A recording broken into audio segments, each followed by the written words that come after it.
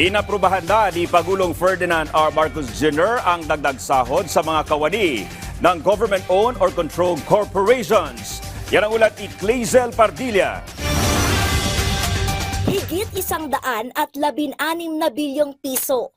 Ito ang halagang kinita mula Enero hanggang Setyembre ngayong taon ng 53 korporasyon na pagmamay-ari at pinamamahalaan ng gobyerno o GOCC. Ipinagmalaki yan ni Pangulong Ferdinand R. Marcos Jr. kasabay ng selebrasyon ng GOCC Day.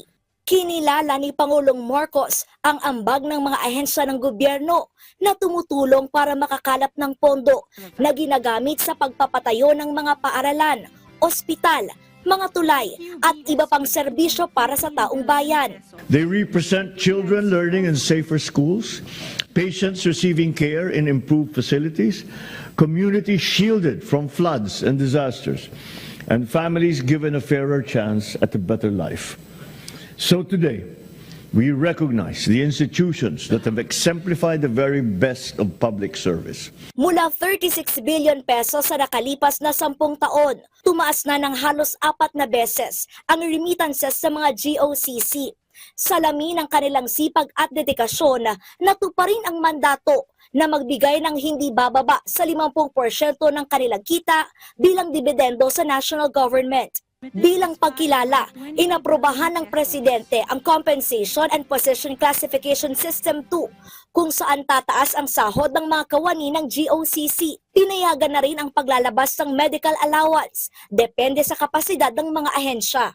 The increases will retroact to 1 January 2025 upon receipt of their authority to implement from the GCG. 2021 pa ang huling aumento sa sahod ng mga empleyado ng GOCC, gaya ng Land Bank of the Philippines, Philippine Amusement and Gaming Corporation at mga tanggapang namamahala sa mga pangunahing paliparan at daungan sa bansa.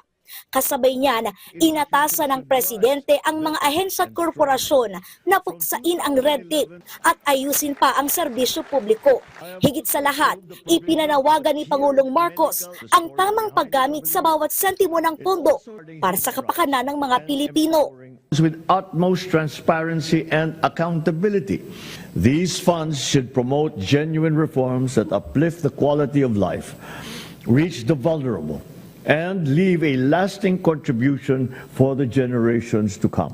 Clazel Pardilla para sa Pambansang TV sa Bagong Pilipinas.